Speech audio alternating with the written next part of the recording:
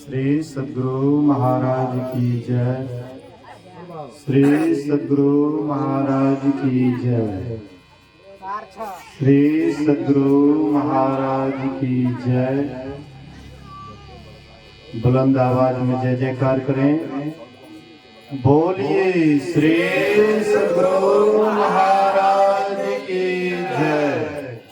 श्री सद्गुरु महाराज की जय। श्री सद्गुरु महाराज की जय। अखंड मंडलाकारं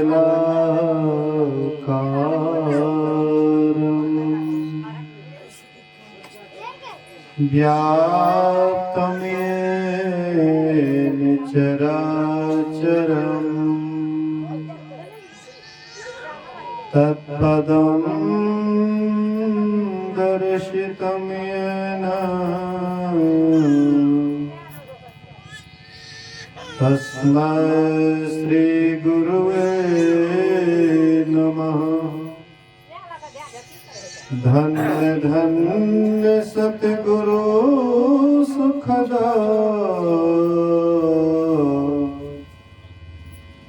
महिमा कहे ना जाए। जो कछु कहो तुम्हारी कृपा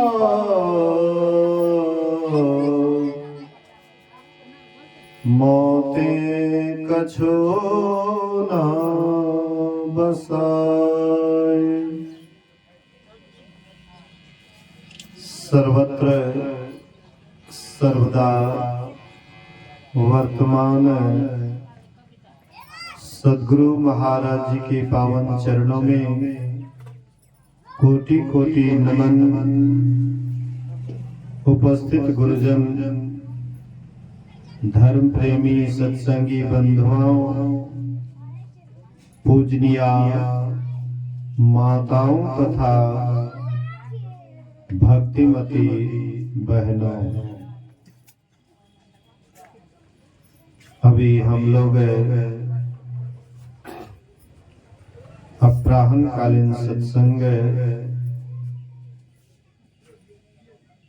में उपस्थित हैं। श्रवण कर रहे थे श्री रामचरितमानस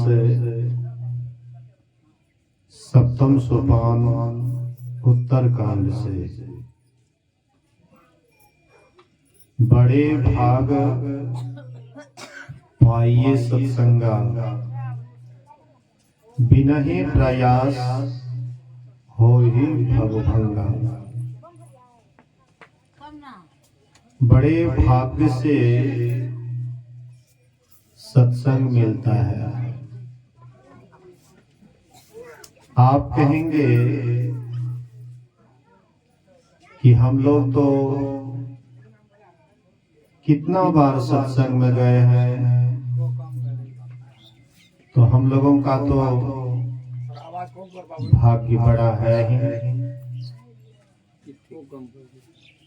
थोड़ा सा समझने का कोशिश करें। केवल सत्संग में ही जाने से बड़ा भाग्य नहीं होता है। गोस्वामी तुलसीदास जी महाराज कहते हैं, नित्य प्रति दर्शन साधु के ओ साधु के संग तुलसी का ही वियोग। तेज कर दीजिए आवाज, नहीं लागा। हरे हरे इको प्लेन कर दो बस। हेलो, ठीक है, हल्का सा कम कर दीजिए, हल्का सा। हेलो, कम कर दीजिए, इको तो कम हो गया, आवाज को हल्का सा कम कर दीजिए। बोलिए श्री सद्गुरु महाराज की जय। गोस्वामी तुलसीदास जी महाराज कहते हैं, नित्य प्रति दर्शन साधु के थोड़ा पतला आवाज कर दीजिए, बेस को कम कर दीजिए। नित्य दर्शन साधु के ओ साधुन के संग, तुलसी याही वियोगते नहीं लागा हरि रंग। कहते हैं रोज रोज साधु का संग, साधु का रोज रोज संग होता है, फिर भी हरि का रंग नहीं चढ़ता है। इसका कारण क्या है जानते हैं? तो फिर इसका उत्तर भी देते हैं गोस्वामी जी। मन तो रमय संसार में तन साधुन के संग। हम लोगों का जो मन है वह संसार में रमा हुआ रहता है। सत्संग में भी आते हैं तो अपने अंदर में संसार को बसा करके आते हैं, संसार को अपने हृदय में बसा करके आते हैं। इसलिए सत्संग में आकर के भी यहाँ सुनते हुए भी अनसुनी करके यहाँ से चले जाते हैं, हाथ कुछ नहीं लगता है।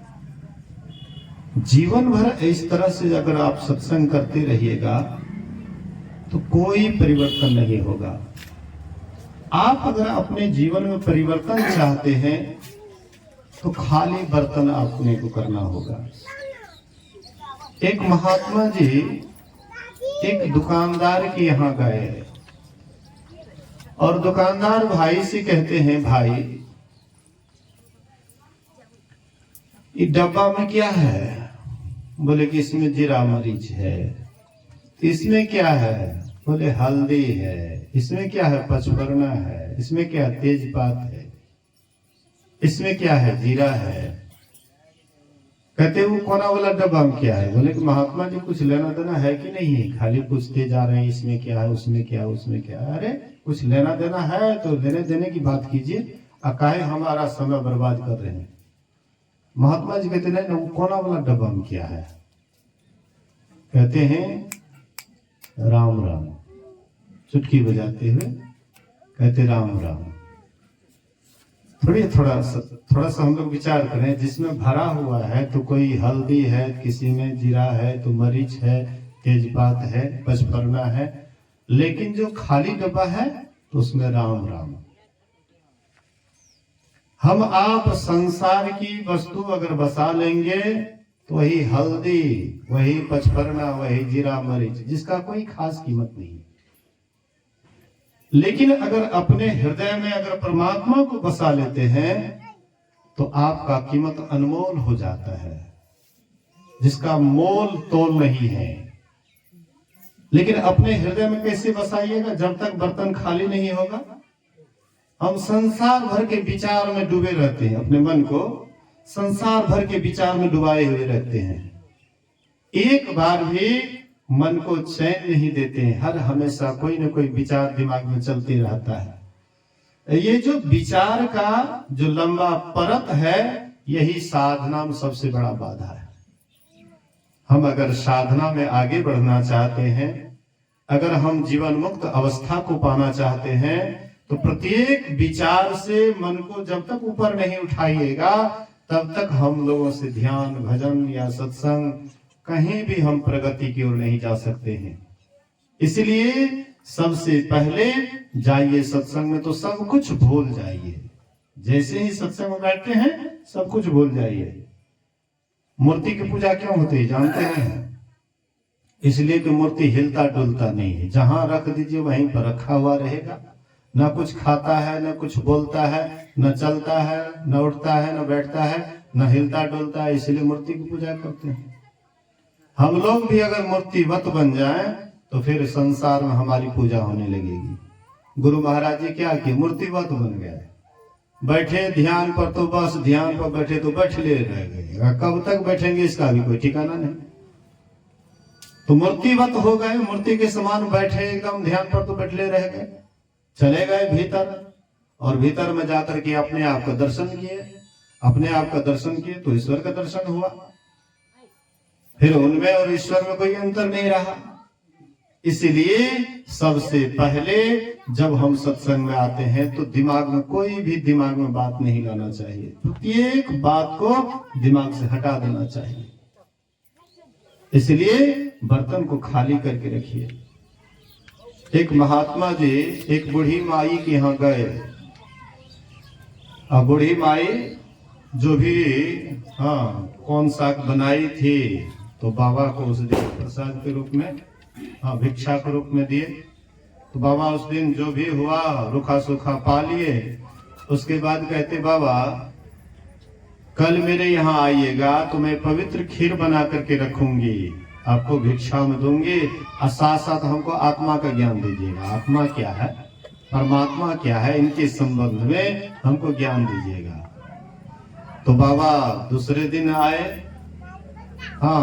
जैसे आए तो बाबा पहले से ही कमंडल में पूरा करकट भर करके माई के तरफ बढ़ाते हैं कि इसी में पवित्र खीर डाल दो।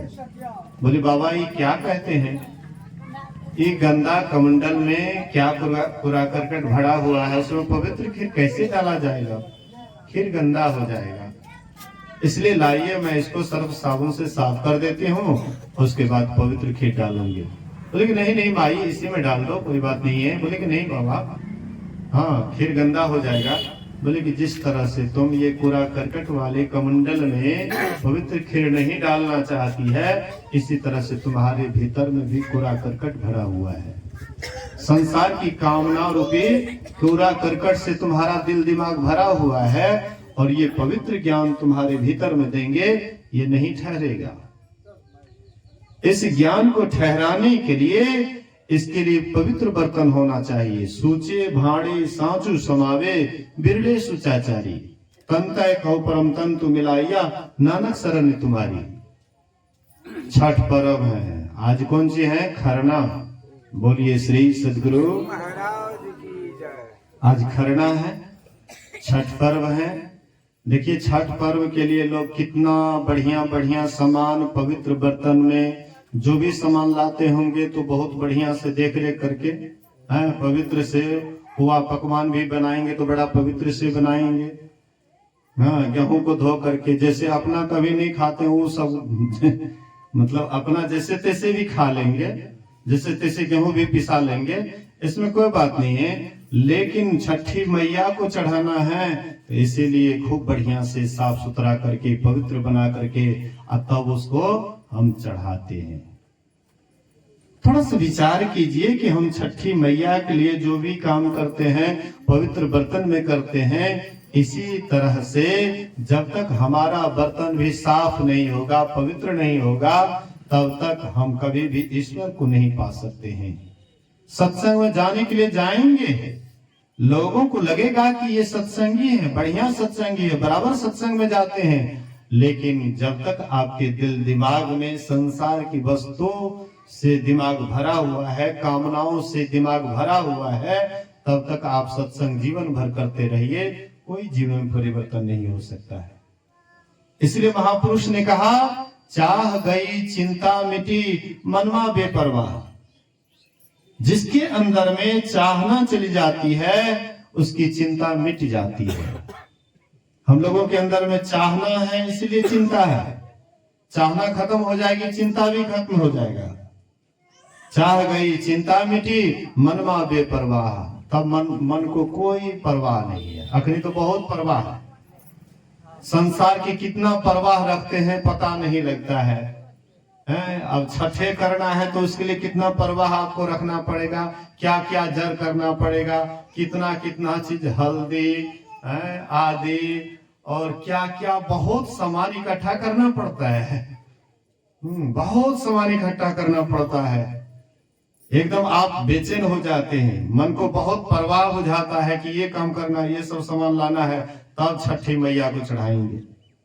लेकिन अंदर जब धसिएगा, अंदर जब चलिएगा तो मनवा को कोई परवाह नहीं रहता, बेपरवाह हो जाता है, क्योंकि उसको ऐसा चीज मिल जाता है जिससे मन परम संतुष्ट हो जाता है, परम तृप्त हो जाता है। इधर बाहर में कितना ही कुछ कर लीजिए, मन कभी भी पूरा तृप्त नहीं होगा, संतुष्ट नहीं होगा, कुछ ना कुछ कमी रह ही जाएगी। बाहर में कुछ न कुछ कमी रहेगी, लेकिन भीतर में चलने से सभी कमी आपका पूरा हो जाता है। लेकिन अंदर चलिए, महापुरुष कहते हैं भीतर चलो। बाहर भरमी हो नहीं प्रभु पई हो, अभी अंतर धसु हो। बाहर भरमोगे परमात्मा नहीं मिलेगा। परमात्मा जिनको भी मिला है भीतर चलने से ही, अंदर चलने से ही। इसीलिए सबसे पहले कहते बड़े भाग पाइए सत्संगा, बड़े भाग्य से सत्संग मिला है। यह सत्संग को अगर तुम गौर से सुनोगे, ध्यान से सुनोगे और उसको अपने जीवन में धारण करोगे तो बिना ही प्रयास हो ही भवभंगा, बिना प्रयास के ही जन्म मरण का चक्र सदा के लिए समाप्त हो जाएगा। हम लोग जन्म लेते हैं तब न रिश्ता नाता होता है, तब न बाल बच्चा होता है, घर परिवार होता है, माथा पच्ची होता है। और जन्म ही नहीं लेते तो संसार में कैसे आते, इतना दुख को कैसे उठाते हैं। जन्मत मरत दुसह दुख होई, जन्मते समय दुख, मरते समय दुख, जरा दुख। जब रोग व्याधि पकड़ता है शरीर को तब देखिए कितना मतलब परेशानी होती है। एक व्याधि बस नर मरही, ये असाधि बहु व्याधि, पीड़ ही संतत सोकिमी लहई समाधि। कहते हैं कि एक व्याधि के बस मनुष्य का मृत्यु हो जाता है, लेकिन अनेक व्याधि जो हमारे मन के ऊपर सवार है, मन में कितनी व्याधियां हैं इसका कोई पता नहीं है। ढेर सारी व्याधि है, काम बात कफ लोभ अपारा, क्रोध नित्य पित्त छाती जारा, प्रीति करऊं जो तीनों भाई, उपजई सन्निपात दुखदाई, विषय मनोरथ दुर्गम नाना, ये सब नाम सूल को जाना। कहते ये सब जितनी भी व्याधियां हैं सबके सब हमारे ऊपर हावी हो जाता है। और फिर हम क्या ध्यान करेंगे, क्या हम साधना करेंगे, क्या हम साधना के शिखर में पहुंचेंगे। इसलिए महापुरुष कहते हैं ऊपर चलिए। एक कुर्सी हटा दीजिए बीच में से, हनुमान जी की तरह मैं एकदम मस्त है। पीछे कर दीजिए, पीछे में बैठेगा तो कोई दिक्कत नहीं है। बोलिए श्री सदगुरु महाराज की। एक बार सब आदमी जयकार करें तो श्री सदगुरु महाराज की जय।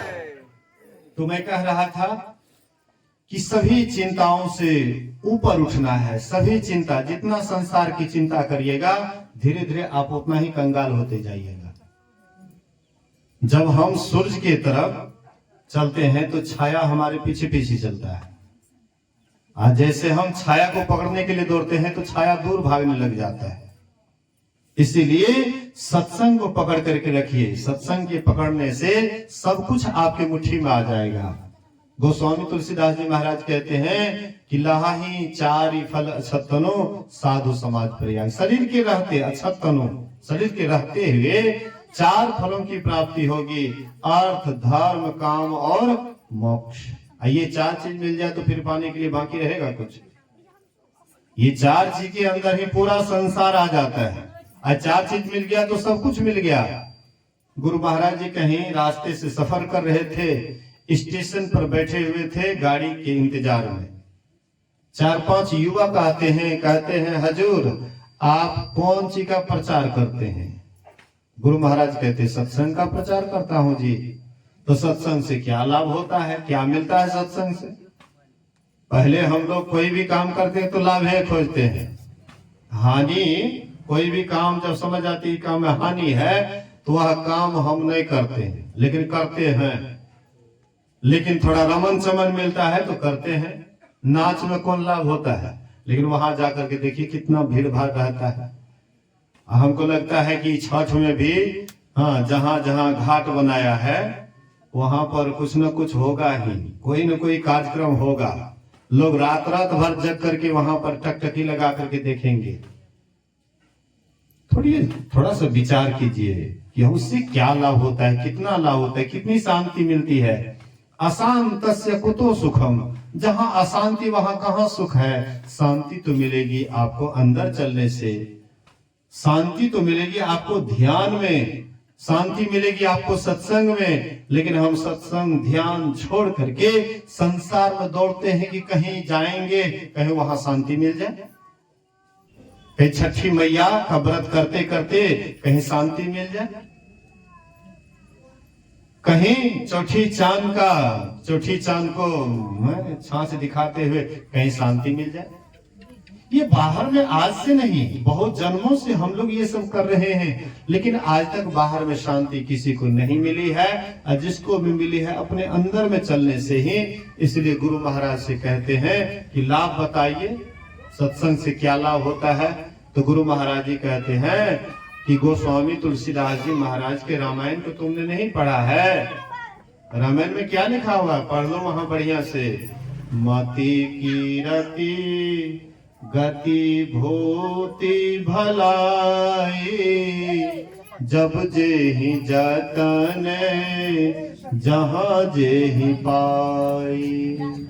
सो जानब सत संग प्रभाव, लोकहु वेद न आने पाओ। अच्छा, किसको अच्छी मति नहीं चाहिए बोलिए तो? कोई ऐसा व्यक्ति है जो सुबुद्धि नहीं चाहते हैं, अच्छी मति नहीं चाहते हैं? कोई ऐसा है? कौन चाहते हैं कुबुद्धि हो जाए?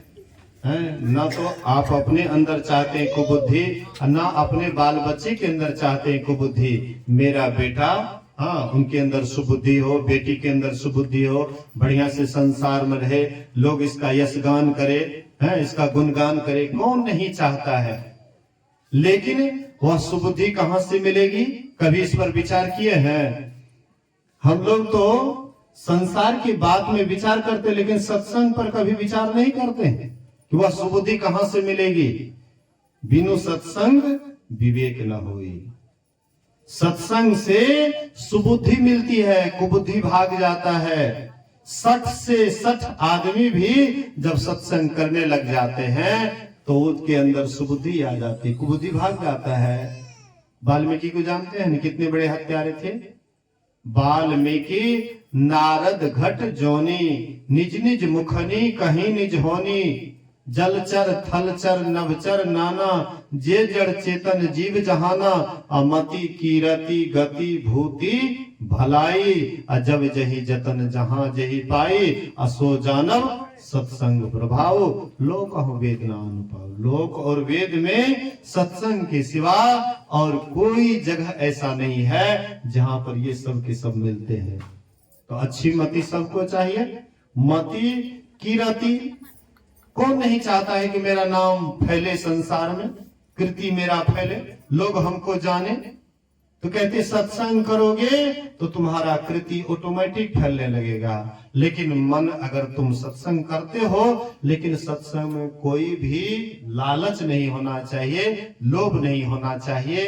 अक्सर आप देखिएगा लोग बड़ा सत्संग हर जगह चाहते हैं करवाने के लिए। बड़का सत्संग होना चाहिए, बड़े महात्मा होना चाहिए, भीड़ भाड़ काफी होना चाहिए। लेकिन वहां होता है क्या? अक्सर देखिएगा बड़ा सत्संग कराते हैं, जिला वार्षिक कराते हैं, अखिल भारतीय कराते हैं। अक्सर देखिएगा जहां जिला वार्षिक होता है, अखिल भारतीय होता है, आपस में कितनों मेल होता है, बड़का सत्संग ले आइए, वहां पर बेमेल शुरू। और जिसके हाथ में पूंजी गया वही मालिक हो गया। जबकि गुरु महाराज जी की पूंजी है, गुरु महाराज जी के नाम पर किसी ने आपको सहयोग किया है, लेकिन जिसके हाथ में वह पूंजी पड़ जाता है वही अपने आप को कहते हैं हम तो हम ही मालिक हैं। आपस में फूट डलेगा। अब फूट क्यों नहीं होगा? कोई आदमी पैसा दबा लेंगे। व्यासानंद जी महाराज कहते हैं जो गुरु महाराज जी के पैसा को दबाना चाहते हैं, उसकी हड्डी हड्डी से गुरु महाराज जी इसको निकाल लेंगे, हड्डी से चुबा लेंगे। जो थोड़ा सा भी पैसा दबाइएगा सत्संग का, वो छोड़ेगा नहीं, आपके हड्डी से चुबा लेगा। इसलिए कभी भी सत्संग वाला पैसा अपने निज काम में नहीं लगाना चाहिए। सत्संग का पैसा सत्संग में ही लगाना चाहिए। तो आपका यशगान फैलने लगेगा। अगर आपके भीतर में अगर कोई लोभ नहीं है, लालच नहीं है, पर उपकार सरिस नहीं भाई, अपर पीड़ा सब नहीं अगुवाई, दूसरे की भलाई में ही आपका जीवन जा रहा है, दूसरे की उपकार में ही आपका जीवन जा रहा है, निश्चित रूप से आपका कृति संसार में फैलने लगेगा। मति कीरति गति, जब शरीर छोड़िएगा तो आपकी अच्छी गति होगी। आप सुठाम में जाइएगा, कुठाम में नहीं जाइएगा। मति कीरति गति भूति भलाई, भूति धन धन संपत्ति ऐश्वर्य, ये सब जो भी मिलता है तो सत्संग के ही प्रभाव से मिलता है। भलपनशीलता, सहने का गुण, सत्संग अगर आप बढ़िया से करने लगिए, धीरे धीरे सहने वाला गुण आने लग जाता है। लेकिन अहंकार रहित तो होकर के कीजिएगा तब यही नहीं। अहंग अग्नि हृदय जले, गुरु से चाहे मान, अतिथि को जब न्योता दिया हो हमरे मेहमान। जब अहंकार लेकर के जाते हैं सत्संग में, हम बड़का महात्मा हैं, लोग हमको पूजेगा क्यों नहीं, गृहस्थ हमको पूजे। गुरु महाराज कहते थे यह विचार तुम्हारे अंदर नहीं होना चाहिए, नम्रता होनी चाहिए। हाँ, शीलवान की हर जगह प्रतिष्ठा होती है। शीलवान सबसे बड़ा, हाँ, 3 लोक की खान उनके अंदर, तीनों लोक का गुण उनके अंदर आ जाता है जो शीलवान होता है। इसलिए शीलवान बनो, अर्थात अपने अंदर में नम्रता लाओ, सहने का गुण लाओ। तो जो जिनके अंदर में ये 5 चीज आ जाएगा, फिर उसके लिए कहना क्या है। बोलिए श्री सदगुरु। इंद्र का राज्य किसी कारणवश छीना चला गया। हाँ, इंद्र का राज्य किसी तरह छीना चला गया।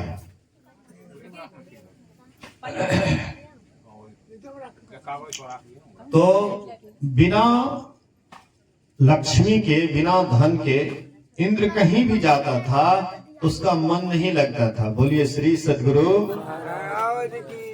हम लोग खूब बढ़िया से अपना घर बनाते हैं, मकान बनाते हैं, या झोपड़ी है या जैसे भी आपका घर है, तो अपने घर में आप सुकून से रहते हैं, चैन से रहते हैं, हाँ, एकदम शांत रहते हैं, आपको कोई डर नहीं रहता, भय नहीं रहता, अपना घर में निश्चिंत से रहते हैं।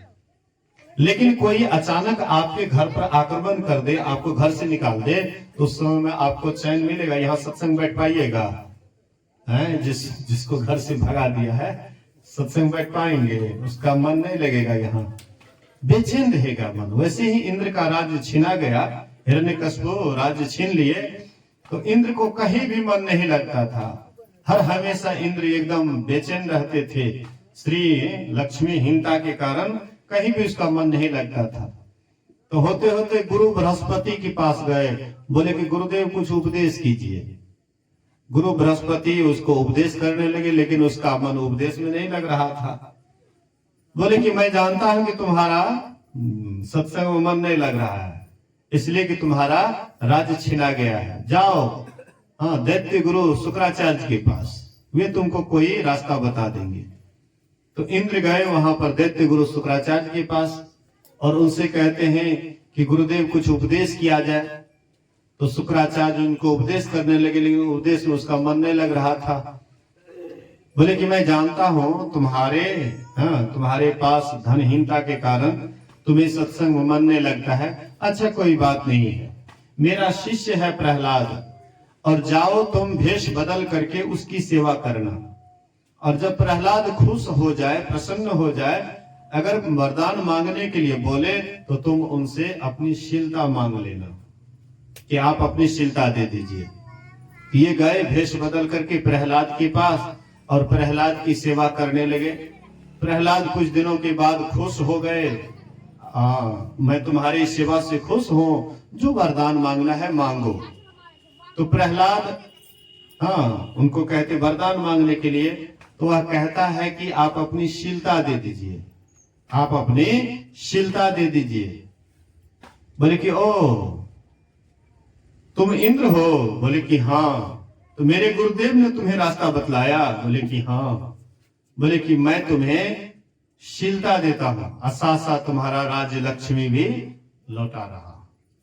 तो शीलता आया तो खोया हुआ राजलक्ष्मी भी मिल गया, इंद्रलोक भी मिल गया, फिर इंद्र एकदम शांति से रहने लगे। तो यही शीलवान सबसे बड़ा गुण है, शीलता सबसे बड़ा गुण है। नम्रता व्यक्ति के अंदर रहना चाहिए, सहने की क्षमता रहनी चाहिए। जितना ही आप सहेंगे उतना ही आपको लहेगा। हाँ, जो सहता है उसी को लहता है। एक छोटी सी कहानी है, बोलिए श्री सद्गुरु महाराज की। एक सेठ जी काम धाम करते करते मन उब गया। तो सोचे कि कुछ दिन के लिए तीर्थ यात्रा करके थोड़ा सा मन को बहला ले। तो वे सोचते हैं, अपने पत्नी से विचार करते 12 बजे रात को, कहते हैं कि देखो बहुत दिन ये सब घर गृहस्थी करते करते मन उब गया है। हाँ, मेरी इच्छा है कि कुछ दिन के लिए तीर्थ यात्रा करने के लिए जाते। हाँ, तुम भी चलती। तो सेठानी कहती है, ये सोना चांदी जो धन है इसको क्या कीजिएगा? बोले कि इसका तुम टेंशन मत लो, इसको ले जा करके श्मशान घाट में जला देंगे, यदि गाड़ देंगे, और उसके बाद हम लोग 2-3 महीना में फिर घूम फिर करके आ जाएंगे। हाँ, 12 बजे रात को बातचीत कर रहा था, उधर से चोर बगल से सुन रहा था। हाँ, बड़ा बढ़िया सेठ का प्लान है। हाँ, सुतरने वाला है माल। तो वह चोरवा क्या करता है, पहले ही श्मशान में जा करके मुर्दावत होकर के मुर्दा की तरह लेट जाते हैं। मुर्दा की तरह लेट गए, सेठ जी गए और जा करके वहां पर देखने लग जाते हैं कि कौन मुर्दा है, कोई जिंदा है कि क्या है। तो देखने लगे, सबका निरीक्षण करने लगे। तो देखते हैं कि लगभग सब बासी मुर्दा है, लेकिन एक ताजा मुर्दा लग रहा था। हाँ, तड़ो ताजा लग रहा था, लगता ही बड़ा ताजा मुर्दा, कहीं जिंदा तो नहीं है। तो उसके पास में चाकू था, तो चाकू से 2-4 बार इधर उधर भौंके तो वो इस नहीं किया। धन के लिए देखिए कितना लालच, साधारण संपत्ति के लिए, संसारिक धन के लिए छोड़ा भौंकता है, एको बार इस नहीं किया। सेठ जी चले गए। फिर मन में हुआ कि हो न हो कहीं जिंदे हो, तो चलो एक काने काट लेते हैं। तो सेठ जी क्या किए थे, एक कान घुटिया करके काट लिए। हाँ, कान घुटिया करके काट लिए, चले गए। फिर वहां गाड़ दिए, उसके बाद चले गए। ओ, जब सेठ जी चले गए तो उठता है, जा करके वह कलसी उठा करके निकाल करके सोचा कि इधर रहेंगे तो सेठ जी हमको पकड़ लेगा, इसीलिए चले गए। बगल में नेपाल था, नेपाल चले गए। खूब वहां पर लहना तगेदा, लंबा चौड़ा लहना तना लगाने लगे। धीरे धीरे बहुत बड़ा सेठ बन गया वो भी। तो अगल बगल से इधर के बिहार के लोग भी उधर जाते थे लहना तगेदा के लिए कि बड़े अच्छा सेठ जी हैं, कोई भी जाते हैं तो लौटाते नहीं हैं। इधर से कुछ आदमी जा रहे थे बॉर्डर के पास, भाई कनबच्चा सेठ बड़ा अच्छा सेठ है, कोई भी जाता है तो उसको लौटाता नहीं है।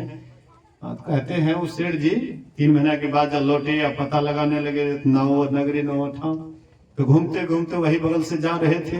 बोले भाई कौन है कनबुच्चा सेठ? बोले कि हाँ, कनबुच्चा सेठ एगो है जिसका एक ही कान है, एक कान कटा हुआ है। सेठ जी समझ गया, ओ वही है। हाँ, मेरा जितना भी संपत्ति था वही चुरा करके ले गया है, खैर कोई बात नहीं।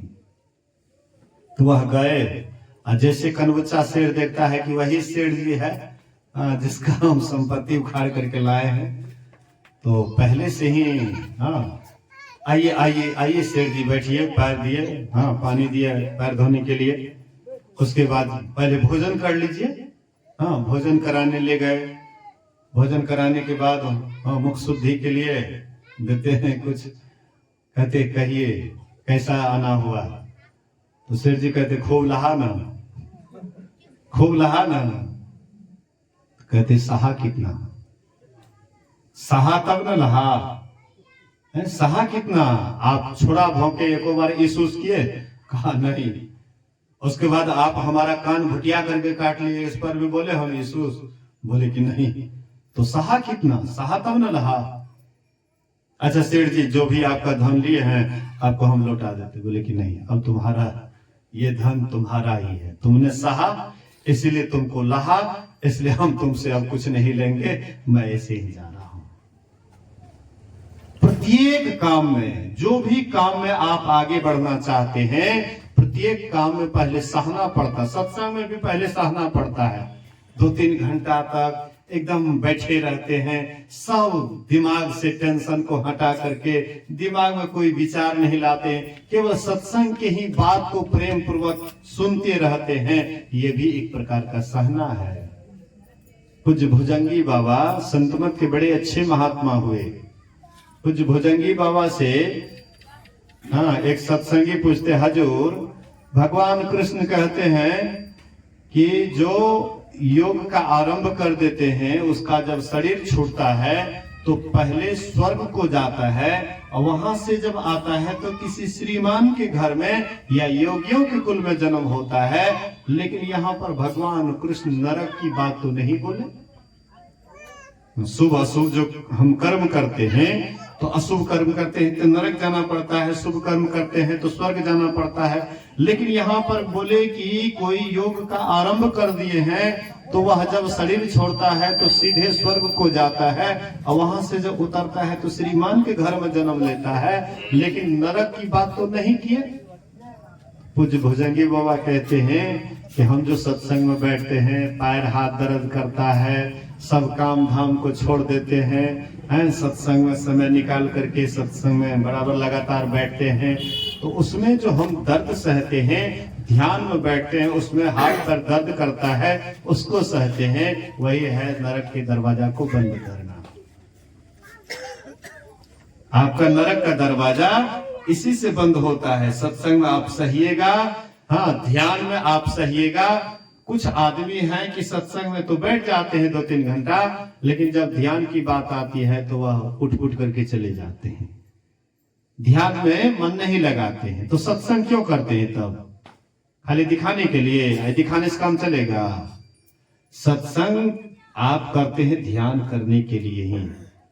सत्संग करते हैं, ध्यान नहीं करिएगा तो अधूरा सत्संग होगा। पूरा सत्संग तब होगा जब बाहरी सत्संग धर्म कथा, बाहर सत्संगा, अंतर सत्संग ध्यान भंगा। नित्य सत्संगति करो बनाई, अंतर बाहर दो विधि भाई। धर्म कथा बाहर सत्संगा, अंतर सत्संग ध्यान भंगा। जो धर्म कथा का जो प्रचार होता है, वर्णन होता है, ये बाहरी सत्संग है। अंतर सत्संग ध्यान अभंगा, जब हम ध्यान पर बैठते हैं, सब ओर से ख्याल को मोड़ करके भीतर जाने का कोशिश करते हैं, तो यही है अभंग रूप से ध्यान में जाना। असली सत्संग यही है।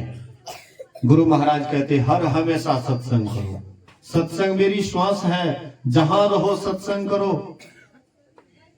निठल्ले मत बैठे रहो। तो हम आप क्या करेंगे? अभी जब सत्संग कुछ देर के बाद समाप्त होगा, उसके बाद क्या करेंगे? हम तो आंतरिक सत्संग करेंगे। अपना बासा पर भी जाएंगे तो जप करेंगे, मानस ध्यान करेंगे, दृष्टि साधन करेंगे, नादानुसंधान की क्रिया करेंगे। ये आंतरिक सत्संग हम हर हमेशा कर सकते हैं। बाहरी सत्संग तो जब तक धर्म कथा होगा तभी तक होगा, लेकिन ये बाहरी सत्संग जब समाप्त होगा तो आंतरिक सत्संग चालू कर दीजिए। भीतर आप जब तब शुरू कर दीजिए। उसमें कोनो पैसा लगता है? रास्ते चलते हैं, जब करते हैं, भोजन बनाते हैं, जब करते हैं। कितना आसान भक्ति का मतलब जो है रास्ता संत महापुरुष बतलाए हैं। लेकिन हम लोग करेंगे तब ना, अन्य करेंगे तो कैसे करेंगे? इसलिए हम आपको आगे बढ़ना है, महापुरुष के वचनों पर चलना है। इसके लिए सत्संग कीजिए, सत्संग से प्रेरणा लीजिए और उसके बाद ध्यान कीजिए। त्रिकाल संध्या संत महापुरुष बतलाए हैं। हम आपको त्रिकाल संध्या बतलाए हैं। 3 समय, जब भिनसर में आपकी नींद टूटती है, उस समय कुल आचमन करके बैठ जाइए ध्यान पर। उसके बाद जब आप स्नान करते, चाहे जिस समय में स्नान करते हैं, तो उस समय लाखों काम हो तो उसको दिमाग से हटा दीजिए, पहले ध्यान कर लीजिए, उसके बाद और काम धंधा को देखिए। फिर शाम का समय होता है, संध्या वेला है। इस समय में भी हम सब ओर से ख्याल को मोड़ करके और संध्या वंदन के लिए बैठ जाएं, ध्यान करने के लिए बैठ जाएं। ये त्रिकाल संध्या अगर ठीक ठीक हम आप करेंगे तो कुछ दिनों में देखिएगा कि अपने भीतर में शांति उमड़ने लग जाता है, शांति मिल जाता है। तो ये भीतर में, हम आपके भीतर में तो शांति है ही, हम तो शांति स्वरूप है ही, लेकिन बाहर दौड़ने के कारण, इंद्रियों में दौड़ने के कारण हम अशांत हो गए हैं। इसलिए अपने अंदर चलिएगा, फिर वही शांति में प्रतिष्ठित हो जाइएगा। हम कौन हैं? ईश्वर अंश, जीव अविनाशी, अचेतन अमल सह सुख राशि। हम ईश्वर के अंश हैं, अविनाशी जीव हैं, असहज में सुख के राशि हैं। चेतन अमल सहज सुख राशि, हम सुख के राशि हैं, लेकिन सो माया बस भयऊ गोसाई, बंधु किर मरकट की नाई। लेकिन माया के वशीभूत होकर के, जैसे बंदर, मदारी क्या करते, बंदर को बजा लेता है और गाँव नाच नचाते फिरता है, भर दिन पैसा मांगता है बंदर, लेकिन 1 रुपया भी नसीब नहीं होता उसको, सब मालिक का हो जाता है। ऐसे हम आप भी जितना कुछ भी करते हैं, ये कुछ भी हम आपके साथ नहीं जाता है, सब मालिक के ही है। इसलिए रामकृष्ण परमहंस जी महाराज कहते थे कि जिस तरह से बड़े घर की नौकरानी रहती है और मुंह से सदा कहा करती है कि धान, माल, मकान, घर द्वार, बाल बच्चे, जितने कुछ भी हैं सब मेरे ही हैं, लेकिन उसका मन जानता है कि यहाँ मेरा कुछ भी नहीं, सभी मेरे मालिक के ही हैं। और जैसे मालिक का हुक्म होगा सब कुछ छोड़ करके यहाँ से जाना पड़ेगा। वैसे हम आप भी संसार के काम को एक नौड़ी के समान, एक दासी के समान हम आपको भी करते रहना चाहिए, और मन में सदा यह दिमाग में बैठा करके रखना चाहिए कि जितने कुछ भी है सभी मेरे मालिक के हैं। जैसे मालिक का हुक्म होगा सब कुछ छोड़ करके यहाँ से जाना पड़ेगा। इस तरह से संसार में रहिएगा अनासक्त हो करके। गुरु महाराज जी कहते हैं, अनासक्त जग में रहो भाई, दमन करो इंद्रिय दुखदाई। अनासक्त कैसे रहो संसार में? तो अनासक्त भाव से रहो, इंद्रियों का दमन करो। इंद्रियों का कैसे दमन करोगे? इंद्रियां जो विषय में जाती है उसको ध्यान में परिणत कर दो। दमन करने का यह मतलब नहीं कि उसको दबाना है, उसको जबरदस्ती रोकना है। रोकिएगा तो और ही भीतरे भीतर इसका जो है ना, जो घाव को ऊपर से मलहम पट्टी कर दीजिएगा तो भीतरे भीतर वो जो है ना हड्डी की तरफ और चला जाता है और विशाल घाव हो जाता है और आपको परेशानी में डाल देता है। इसलिए ऊपर से मलहम पट्टी नहीं मत कीजिए, दवाइए नहीं, बल्कि उसका रुख बदल दीजिए। जैसे पानी पानी उधर से आ रहा है, उसका रुख बदलना है तो उसको क्या कीजिए, तो महार दे दीजिए, उसका रुख चेंज हो जाएगा, ऑटोमेटिक उसका रुख चेंज हो जाएगा। जिधर से हम पानी रोकना चाहते हैं उधर से आर देंगे। इसी तरह से हम आपके भीतर में जो इंद्रियां इधर उधर विषयों की तरफ बहती है उसको ध्यान का रुख अगर दे देंगे, ध्यान का रस मिलने लगेगा तो विषय रस अपने को रस मालूम पड़ेगा। और ध्यान का जब तक रस नहीं मिलेगा तब तक तो इसको विषय का रस तो लगवे करेगा बढ़िया। जिसको नमरी नहीं मिला तो 10 टकिया उसको कहता है कि हाँ बढ़िया है? तो 10 टकिया का स्वाद कब हटेगा, 10 टकिया का ख्याल कब हटेगा? जब नमरी मिलने लगेगा। और नमरियों का ख्याल भूल जाइएगा जब 1000 मिलने लगे, 1000 का भी सुख भूल जाइएगा जब लाख मिलने लगे। मतलब जैसे जैसे आपके अंदर में सुख विशेष से विशेष मिलेंगे वैसे वैसे आपको छोटका सुख धीरे धीरे 0/0 मालूम पड़ेगा। इसलिए अंदर चलिए। गुरु महाराज कहते हैं, अद्भुत अंतर की डगरिया जा पर चलकर प्रभु मिलते, दाता सदगुरु धन धन जो राह लखा देते, चलत पंथ सुख होत महा है जहां अझर झरते, अमृत ध्वनि की नौबत झहरत बड़ भागी सुनते, असुनत लखत सुख लहत अद्भुति में ही प्रभु मिलते।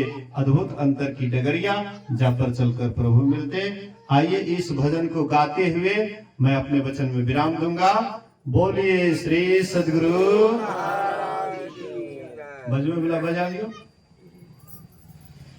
बोलिए श्री सदगुरु महाराज की जय। हो सके तो आप लोग भी सहयोग दीजिएगा, आप लोग भी पीछे से गाने का कोशिश कीजिएगा।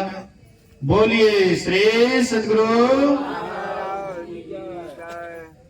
अद्भुत अंतर की डगरिया जा पर चल कर प्रभु मिलते, अद्भुत अंतर की डगरिया, जा पर चल कर प्रभु मिलते, जा पर चल कर प्रभु मिलते, जा पर चल कर प्रभु मिलते, जा पर चल कर प्रभु मिलते, जा पर चल कर प्रभु मिलते, अद्भुत अंतर की नगरिया, जा पर चल कर प्रभु मिलते, अद्भुत अंतर की नगरिया, जा पर चल कर प्रभु मिलते, दाता सतगुरु धन्य धन्य जो राह लखा देते, दाता सतगुरु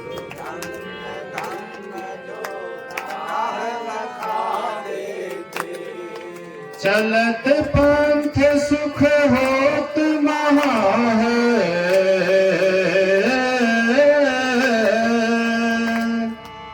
चलत पंथ सुख होत महा है, जहाँ अझर झरते, अद्भुत अंतर की डगरिया, चल कर प्रभु मिलते, अद्भुत डगरिया, जा पर चल कर प्रभु मिलते, अमृत ध्वनि की नौबत झड़त, बड़भागे सुनते, अमृत ध्वनि की नौबत झड़त, बड़भागे सुनते, सुनत लखत सुख लहत अद्भुते,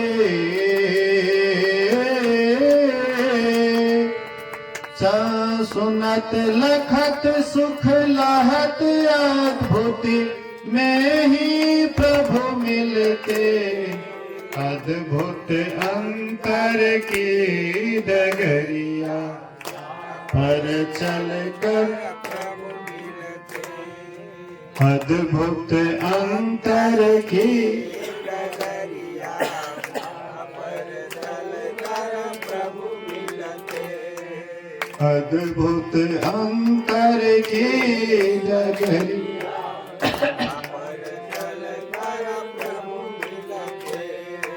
अद्भुत अंतर की डगरिया, जा पर चल कर प्रभु मिलते, अद्भुत अंतर की डगरिया, जा पर चल कर प्रभु मिलते। श्री सद्गुरु महाराज की जय।